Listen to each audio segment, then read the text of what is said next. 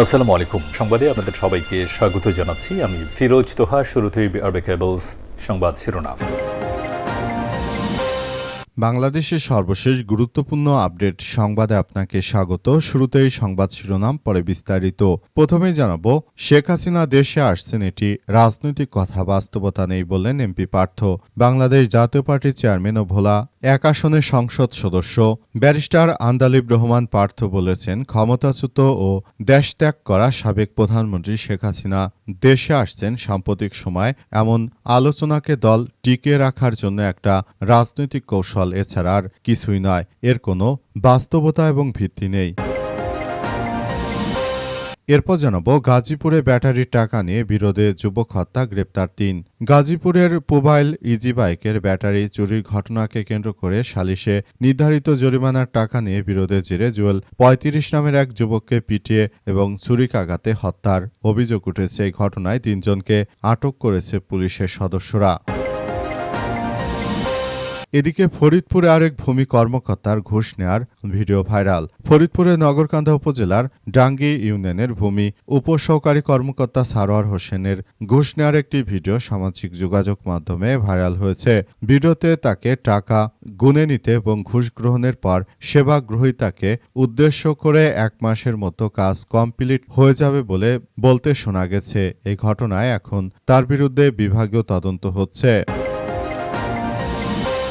এবারে জানাবো, ইসলামী ব্যাংকের এজেন্ট ব্যাংক থেকে আমানতকারীদের লাখ লাখ টাকা উধাও। গাইবান্ধার সাদুল্লাহপুর উপজেলায় ইসলামী ব্যাংক বাংলাদেশ পিএলসির একটি এজেন্ট ব্যাংকিং শাখায় সঞ্চয়ী হিসাবধারী এবং এফডিআর গ্রাহকদের ২ কোটি টাকার হিসাব না পায় আমানতকারীরা দিশেহারা হয়ে পড়েছে। উপজেলার দাপেরহাটে অবস্থিত এজেন্ট ব্যাংকিং আউটলেট শাখায় এমন ঘটনা ঘটে। এবং সর্বশেষ জানাবো, সৌদি আরবের তেল অবকাঠামোয় হুতিদের ড্রোন হামলা। ইয়েমেনের ইরান সমর্থিত হুতি আন্দোলন সৌদি আরবের পূর্বাঞ্চলে লোহিত সাগরে ইয়ানু শহরের সঙ্গে সংযুক্তকারী বেশ কয়েকটি সংবেদনশীল অপরিশোধিত তেল সরবরাহ এবং পরিবহন সাইটে ড্রোন হামলা চালানোর ঘটনা ঘটিয়েছে। এর আগেও তারা বেশ কয়েকবার সৌদি আরবের উপর এমন হামলা চালিয়েছে, তবে সেখানে এখন দাউ দাউ করে আগুন জ্বলতে দেখা যাচ্ছে। প্রিয় দর্শক, এতক্ষণ শুনছিলেন সংবাদ শিরোনাম, এবারে বিস্তারিত। তবে তার আগে বন্ধুরা, অনুরোধ থাকবে এই সংবাদটিতে একটি লাইক দিন। এই চ্যানেলে আপনি নতুন হয়ে থাকলে আমাদের সংবাদটি দেখতে দেখতে চ্যানেলটি সাবস্ক্রাইব করে রাখুন। কমেন্ট করে বন্ধুরা আপনার মূল্যবান মতামত জানিয়ে দিন আপনি বিশ্বের কোন দেশ থেকে বা বাংলাদেশের কোন স্থান থেকে আমাদের সংবাদটি দেখছেন এবং শুনছেন। আর বন্ধুরা, সংবাদটি আপনার সোশ্যাল মিডিয়া ফেসবুকে শেয়ার করে বন্ধুদেরও দেখার সুযোগ করে দিন। গাজা যুদ্ধে আপনি যদি নিরীহ ফিলিস্তিনিদের ভালোবেসে থাকেন বন্ধুরা, নিরীহ ফিলিস্তিনিদের ভালোবেসে থাকলে কমেন্টে ইয়েস লিখে পুরো বিশ্ববাসীকে জানিয়ে দিন। এবারে বিস্তারিত। শেখ হাসিনা দেশে আসছেন, এটি রাজনৈতিক কথা, বাস্তবতা নেই বললেন এমপি পার্থ।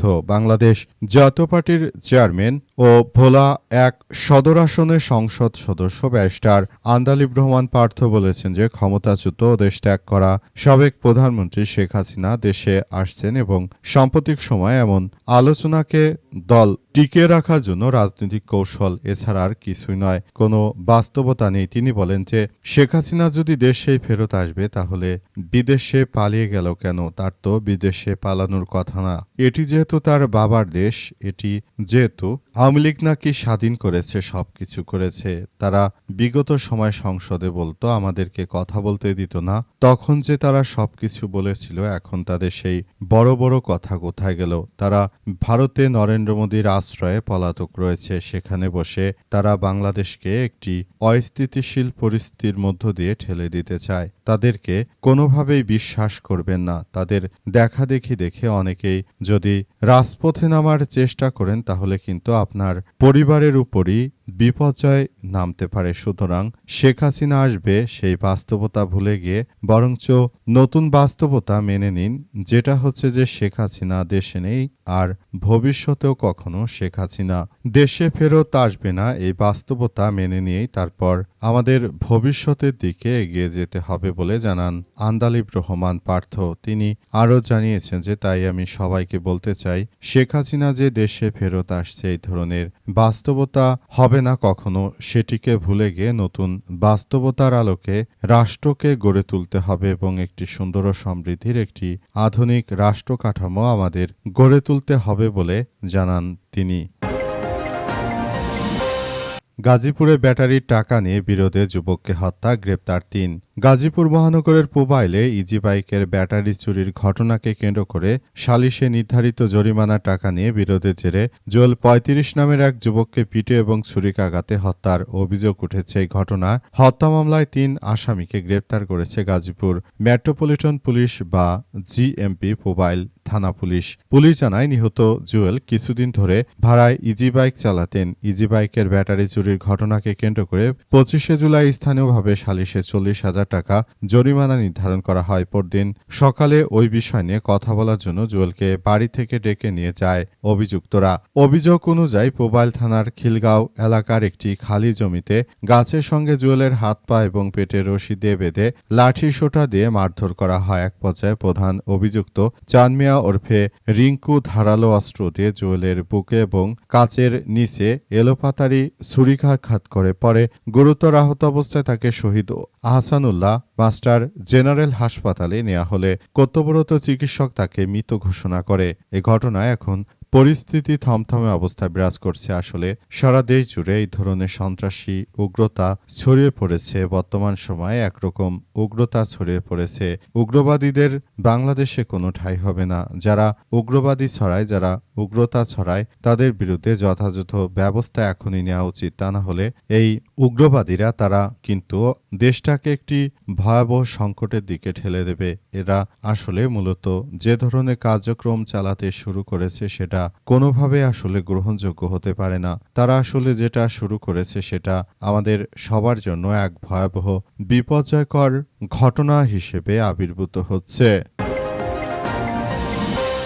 ফরিদপুরে আরেক ভূমি কর্মকর্তার ঘুষ নেওয়ার ভিডিও ভাইরাল। ফরিদপুরের নগরকান্দা উপজেলা টাঙ্গী ইউনিয়নের ভূমি উপসহকারী কর্মকর্তা সারোয়ার হোসেনের ঘুষ নেওয়ার একটি ভিডিও সামাজিক যোগাযোগ মাধ্যমে ভাইরাল হয়েছে। ভিডিওতে তাকে টাকা গুনে নিতে এবং ঘুষ গ্রহণের পর সেবা গ্রহীতাকে উদ্দেশ্য করে মাসের মধ্যে কাজ কমপ্লিট হয়ে যাবে বলতে শোনা গেছে।